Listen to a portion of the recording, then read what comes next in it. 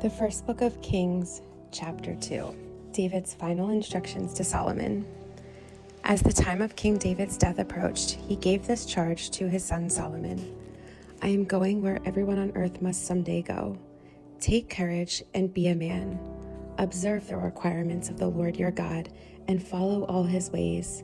Keep the decrees, commands, regulations, and laws written in the law of Moses, so that you will be successful in all you do and wherever you go. If you do this, then the Lord will keep the promise he made to me.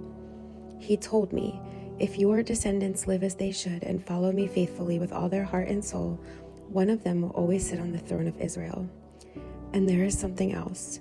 You know what Joab, son of Zeruiah, did to me when he murdered my 2 army commanders, Abner, son of Ner, and Amasa, son of Jether. He pretended that it was an act of war, but it was done in a time of peace, staining his belt and sandals with innocent blood. Do with him what you think best, but don't let him grow old and go to his grave in peace. Be kind to the sons of Barzillai of Gilead. Make them permanent guests at your table, for they took care of me when I fled from your brother Absalom. And remember Shimei, son of Gera, the man from Bahurim and Benjamin. He cursed me with a terrible curse as I was fleeing to Mahanaim.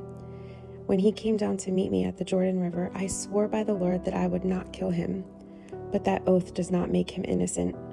You are a wise man, and you will know how to arrange a bloody death for him. Then David died and was buried with his ancestors in the city of David. David had reigned over Israel for 40 years, 7 of them in Hebron, and 33 in Jerusalem. Solomon became king and sat on the throne of David his father, and his kingdom was firmly established. Solomon establishes his rule. One day, Adonijah, whose mother was Haggith, came to see Bathsheba, Solomon's mother. Have you come with peaceful intentions? She asked him. Yes, he said, I come in peace. In fact, I have a favor to ask of you. What is it? She asked. He replied, as you know, the kingdom was rightfully mine, and all Israel wanted me to be the next king, but the tables were turned, and the kingdom went to my brother instead, for that is the way the Lord wanted it. So now I have just one favor to ask of you. Please don't turn me down. What is it? She asked. He replied, speak to King Solomon on my behalf, for I know he will do anything you request. Ask him to let me marry Abishag, the girl from Shunem. All right, Bathsheba replied, I will speak to the king for you. So Bathsheba went to King Solomon to speak on Adonijah's behalf. The king rose from his throne to meet her, and he bowed down before her. When he sat down on his throne again, the king ordered that a throne be brought for his mother, and she sat at his right hand. I have one small request to make of you, she said. I hope you won't turn me down. What is it, my mother? He asked. You know I won't refuse you. Then let your brother Adonijah marry Abishag, the girl from Shunem, she replied. How can you possibly ask me to give Abishag to Adonijah? King Solomon demanded. You might as well ask me to give him the kingdom. You know that he is my older brother, and that he has Abiathar the priest and Joab, son of Zeruiah, on his side. Then King Solomon made a vow before the Lord. May God strike me and even kill me if Adonijah has not sealed his fate with this request. The Lord has confirmed me and placed me on the throne of my father David. He has established my dynasty as he promised. So as surely as the Lord lives, Adonijah will die this very day. So King Solomon ordered Benaiah, son of Jehoiada, to execute him, and Adonijah was put to death. Then the king said to Abiathar the priest, Go back to your home in Anathoth.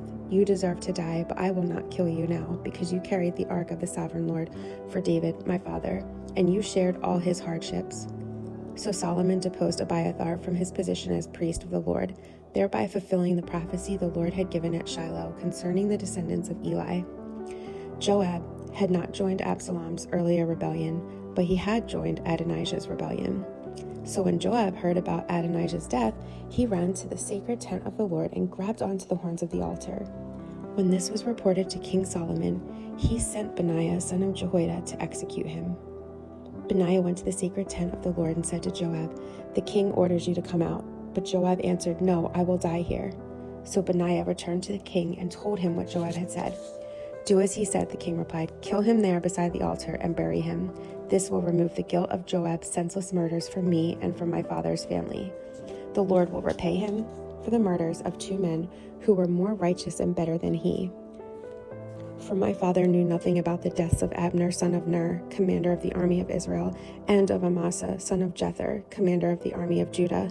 May their blood be on Joab and his descendants forever, and may the Lord grant peace forever to David, his descendants, his dynasty, and his throne." So Benaiah, son of Jehoiada, returned to the secret tent and killed Joab, and he was buried at his home in the wilderness. Then the king appointed Benaiah to command the army in place of Joab, and he installed Zadok the priest to take the place of Abiathar. The king then sent for Shimei and told him, "Build a house here in Jerusalem and live there, but don't step outside the city to go anywhere else. On the day you so much as cross the Kidron Valley, you will surely die, and your blood will be on your own head." Shimei replied, "Your sentence is fair. I will do whatever my lord the king commands." So Shimei lived in Jerusalem for a long time. But 3 years later, 2 of Shimei's slaves ran away to King Achish, son of Maacah of Gath. When Shimei learned where they were, he saddled his donkey and went to Gath to search for them. When he found them, he brought them back to Jerusalem. Solomon heard that Shimei had left Jerusalem and had gone to Gath and returned. So the king sent for Shimei and demanded, "Didn't I make you swear by the Lord and warn you not to go anywhere else or you will surely die?" And you replied, "The sentence is fair. I will do as you say." Then why haven't you kept your oath to the Lord and obeyed my command? The king also said to Shimei, "You certainly remember all the wicked things you did to my father David. May the Lord now bring that evil on your own head.